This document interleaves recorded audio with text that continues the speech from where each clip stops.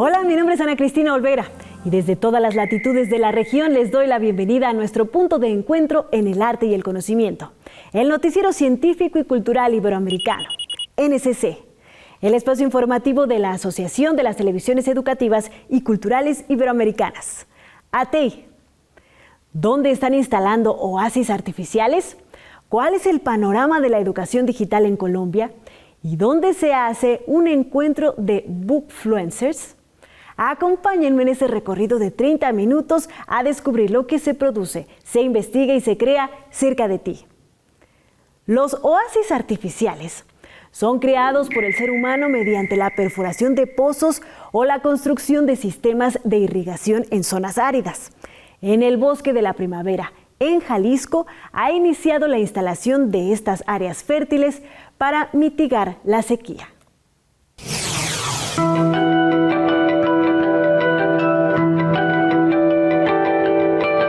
En un esfuerzo por mitigar los efectos de la sequía y promover la conservación de la biodiversidad, la Unidad de Rescate de Fauna Silvestre de Tlajomulco ha iniciado la creación de oasis artificiales en el Bosque de la Primavera, uno de los pulmones más importantes de Jalisco. Este proyecto tiene como objetivo garantizar el acceso al agua para diversas especies de fauna que habitan la región y enfrentan condiciones de calor. ¿En qué consiste? Prácticamente dejar un punto de hidratación todo el año. Ya no nomás es por temporada, sino es estarlo surtiendo a todo el año para que la fauna pueda acostumbrarse a tener ese punto y que no tengan que meterse a las casas de habitación. ¿Qué pasa con esto? Imaginemos un venado que se mete a un fraccionamiento, Corredor López Mateos, de repente se asusta con un perro, se asusta con un carro, choca y el animal puede llegar a morir en el intento por regresar al bosque. El trabajo de la unidad se ha concentrado en la instalación de bebederos y depósitos de agua en puntos estratégicos del bosque. Los oasis artificiales se han colocado en áreas donde la disponibilidad de agua es escasa, proporcionando así a los animales un refugio vital durante los meses más calurosos del año. El equipo ha trabajado en coordinación con biólogos y ecologistas para determinar los lugares más críticos donde estas intervenciones son necesarias. Entonces, al tener estos puntos, que ya son 5 de nosotros, más otros 3 que tienen un fraccionamiento, son 8 puntos que va a blindar hasta cierto punto especies que no queremos que se metan a la zona urbana. Algunos sí tienen que pasarse definitivamente porque el corredor biológico naturalmente los va a obligar a pasar, pero no en una temporada donde sea un estiaje que se le sumamos con un incendio forestal y que nos ayude a minimizar un poquito, así sean 20, 30 especies que estamos viendo que lo están usando, que podamos evitar que entre a esta zona, ya ganamos. Cada oasis artificial está diseñado para ofrecer agua limpia y accesible a diferentes especies, desde pequeños mamíferos hasta aves y reptiles. Además, estos puntos de hidratación se mantienen en constante monitoreo para evitar la contaminación y garantizar así que el agua siga siendo segura para la fauna. El proceso también incluye la vigilancia de los animales que se benefician de estos recursos, lo que ayuda a entender mejor sus hábitos y necesidades. Y nos dimos cuenta que cuando instalamos el de los primeros, al día siguiente ya lo estaban usando unos zorros. Entonces, han sido muy efectivos y eso nos da una idea de qué ejemplares están dentro de esta zona interfaz urbano-forestal.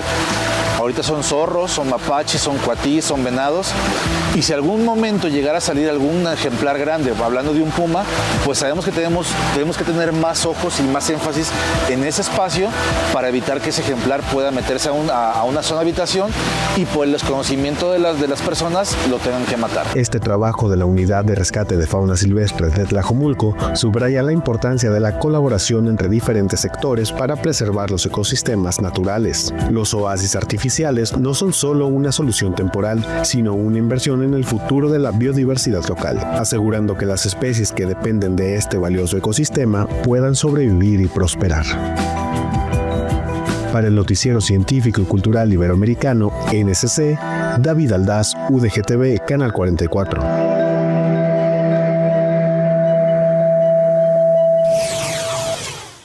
Según la Organización de las Naciones Unidas para la Alimentación y la Agricultura, se prevé que el comercio internacional de arroz alcanzará los más de 60 millones de toneladas en 2025. En Chile desarrollan una nueva semilla que usará la mitad de agua en su cultivo. El arroz del futuro Durante milenios, la humanidad ha inundado los arrozales para eliminar malezas y evitar plagas. Pero en un contexto de sequía en los campos del sur de Chile, una nueva semilla más resistente abre nuevas perspectivas. Gracias a una investigación científica realizada en sus tierras, Javier Muñoz logró reducir a la mitad el consumo de agua y mantener una producción similar. Bueno, el cultivo de arroz siempre fue inundado. Básicamente, como digo, los viejitos de campo estaban acostumbrados a la inundación, ya sea por diferentes factores, como el control de maleza o temperatura, y quizás por comodidad. Y lograr hacer un cambio tan rotundo como este, que es llevar el arroz al riego, es básicamente un hecho histórico hacia el futuro. La nueva técnica fue desarrollada por la científica chilena Carla Cordero del Instituto Nacional de Investigaciones Agropecuarias, quien desarrolló una nueva variedad de arroz llamada jaspe, surgida del cruce de una semilla chilena y otra de origen ruso que está más adaptada a climas extremos. Sembrada en hileras espaciadas a unos 30 centímetros, la nueva variedad utiliza solo la mitad de los 2.500 litros que se requieren para producir 1 kilo de este alimento y puede resistir mejor las tormentas, las inundaciones y olas de calor. De cada semilla brotan cerca de 30 plantas hijas, casi 10 veces más que en un campo de arroz convencional. Los agricultores cada vez están teniendo menos disponibilidad de agua y en el mundo pasa lo mismo. Muchas de las partes donde se produce gran cantidad del arroz que se consume hoy en día está sufriendo de sequía. Y la forma de poder producir el arroz del futuro va a tener que ser en esta vía, porque es la única forma también en que nosotros podamos descontaminar y ayudar a mitigar las emisiones de metano que son tan preponderantes a la hora de hablar del cambio climático. Tras casi 20 años de experimentos en laboratorios y campos, jaspe saldrá al mercado en unos meses y la técnica se probará también en Brasil, Ecuador y Uruguay.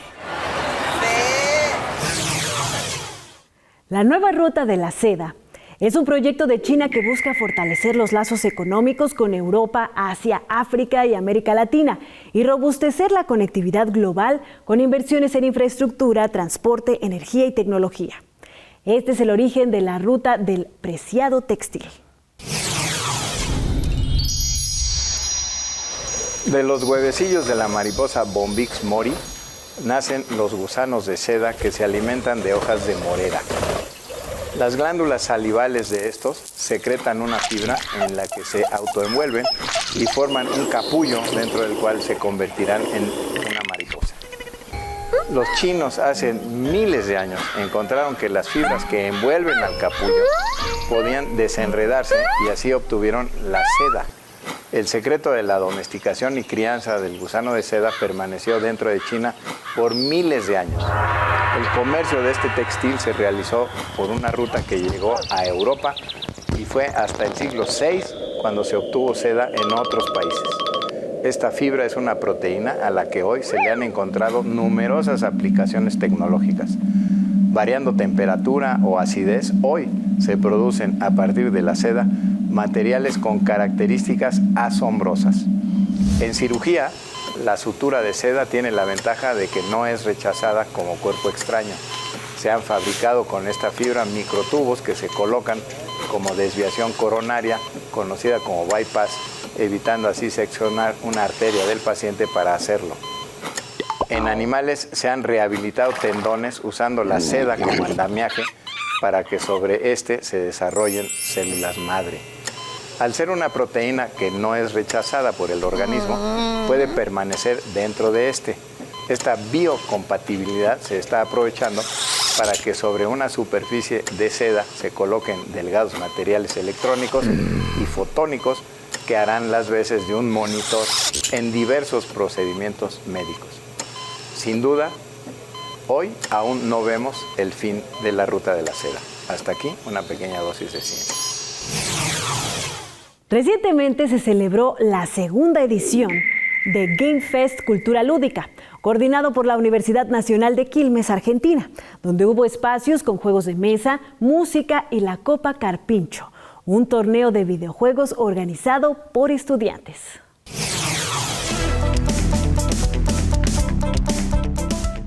estamos organizando esta Quilmes Game Fest. Vamos a tener diferentes secciones, por ejemplo, el área academia, donde van a poder estar mostrando los estudiantes tanto de la carrera universitaria de programación, sus desarrollos de videojuegos. También están mostrando los estudiantes de la escuela secundaria técnica, que depende de la UNCI, que también están desarrollando videojuegos.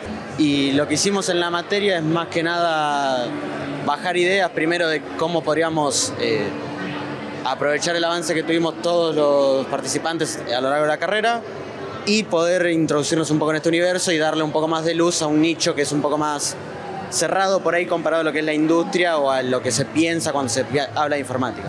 Y por otro lado, también estamos haciendo talleres dentro de la Quilmes Tech que están buscando desarrollar a personas que no saben nada de programación con software libre lo que es el desarrollo de videojuegos. También están mostrando en esta sección academia. Bueno, una cosa muy importante de estos encuentros es que el público naturalmente, genuinamente interesado en el trabajo de uno se pone a disposición para probarlo y es lo que a vos te enseña más. Vos podés elucubrar un montón de cosas en tu estudio, en tus reuniones internas, pero cuando se pone a prueba con público una idea es cuando esa idea crece.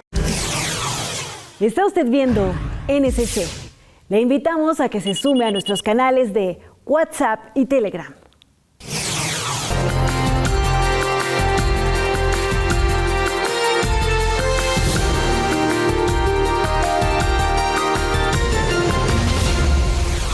Se prevé que el 2025 sea decisivo para la educación digital. Tras logros como la inteligencia artificial, la realidad aumentada, la realidad mixta y los mundos virtuales, que impulsarán una revolución educativa hacia la personalización, inclusión e interacción. En Colombia, este es el panorama. Hola, soy Alex Vallén Cifuentes, investigador, profesor, Scrum Master en temas de educación digital, tecnología y sociedad. Bienvenidos a Cápsulas de Educación Digital. Hoy hablaremos de un tema crucial para el futuro de la educación, la transformación digital. ¿Está Colombia preparada para aprovechar las oportunidades que esta revolución educativa nos ofrece? Acompáñenme a descubrirlo.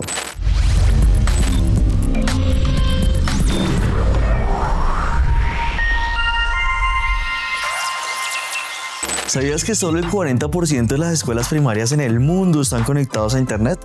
Y que menos del 10% de las instituciones educativas tienen políticas internas sobre uso de inteligencia artificial. En Colombia, aunque hemos avanzado, solo tenemos una parte de esto cubierto. La mitad de las escuelas tienen Internet y estamos trabajando en estas políticas de protección, de prevención y de apropiación en general. En los últimos años en Colombia hemos dado pasos importantes. La llegada de las tecnologías, 5G, el aumento de la conectividad de municipios, por ejemplo, como Cauca, Chocó, Guajira, programas de acá, por ejemplo, del Ministerio de las TIC, como Generación TIC, Talento Tech, Senatec, Ciberpaz, Colombia Programa, etcétera, y otros de otras entidades, hemos avanzado bastante. Sin embargo, algunas cifras de investigaciones nos dicen que hay 8 estudiantes por cada computadora en Colombia. Esto en la básica y media, ¿no?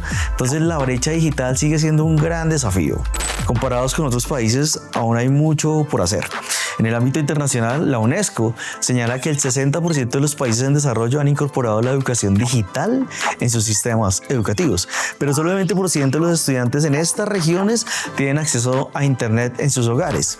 Para lograr un modelo de educación digital efectivo, es fundamental garantizar que el acceso a Internet llegue al 100% de las instituciones educativas. Además, se deben implementar políticas que reduzcan la relación de estudiantes por dispositivo, o sea, por computador, a menos de 3 estudiantes por equipo. Aumentar la formación docente en competencias digitales, que hoy es uno de nuestros principales retos, urgencias, y para ello Colombia está armando un plan estratégico que incluye estos elementos. Entonces, por un lado, inversión en infraestructura digital, o sea, conectividad, priorizando áreas rurales.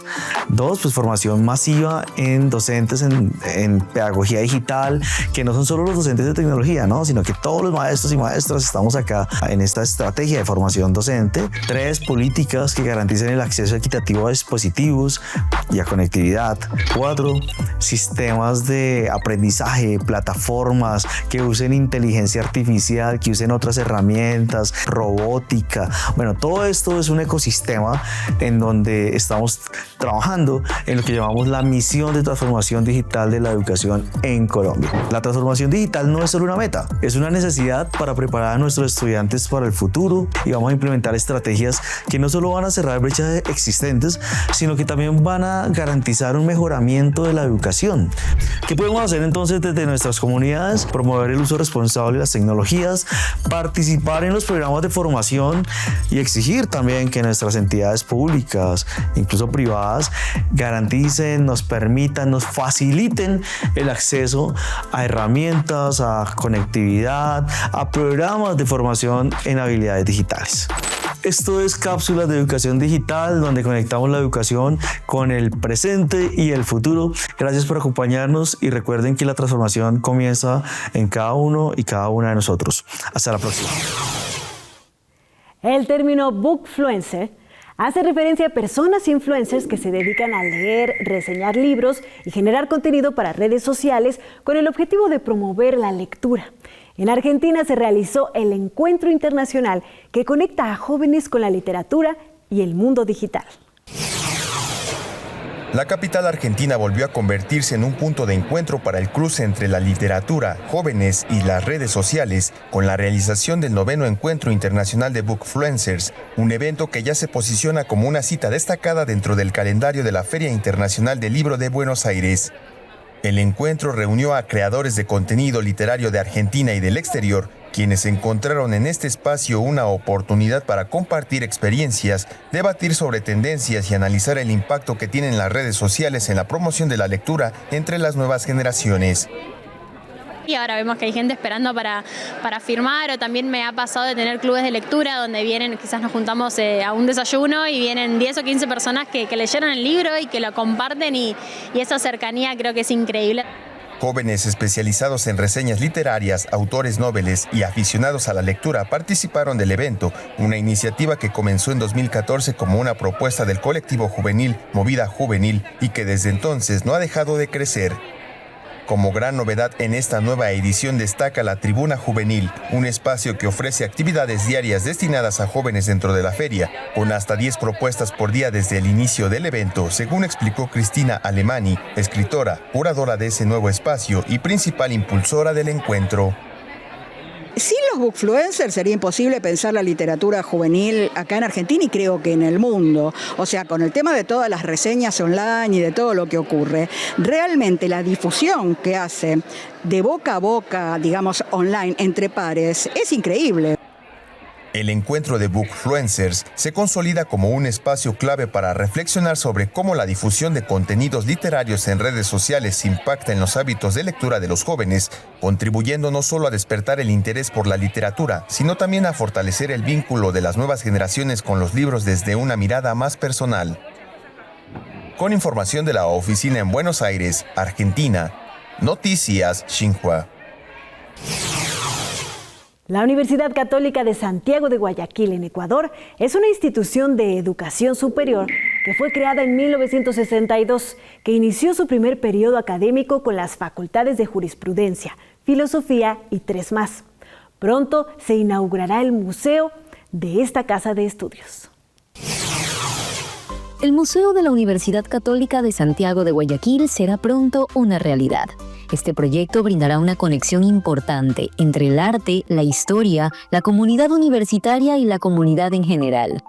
El arquitecto Florencio Conte, vicerrector académico UCSG, nos habla sobre los avances de lo que será el MU. Bueno, está avanzando a pasos firmes y aquí hay algunas etapas. La etapa de concepción del museo, de la concepción museológica, está terminada. O sea, ya se sabe qué es lo que va a haber. Ahora se está en la etapa museográfica, o sea, se están eligiendo las piezas para poder ir acompañando ese texto museológico y sabemos, ya lo tenemos definido, que va a haber 4 salas claramente definidas. Hay una primera sala que va a haber la exposición arqueológica a la universidad. En realidad, la exposición arqueológica a la universidad es una colección muy grande. Entonces, en la vitrina principal van a ir rotando las piezas, pero con un texto adecuado que lo está haciendo una arqueóloga. La segunda sala es una sala donde se hablará de la historia de la universidad. La tercera sala es una sala temática que va a ir cambiando a lo largo de los años. Se va a empezar con la sala temática de arquitectura. Yo precisamente estoy haciendo la parte de curaduría, donde se va a hablar desde la historia de Guayaquil y cómo la Facultad de Arquitectura y Diseño ha aportado a la historia de Guayaquil a través de sus investigaciones y qué tipo de investigaciones y cómo se puede ir leyendo ese trabajo a lo largo del tiempo. Y se termina con una sala temporal.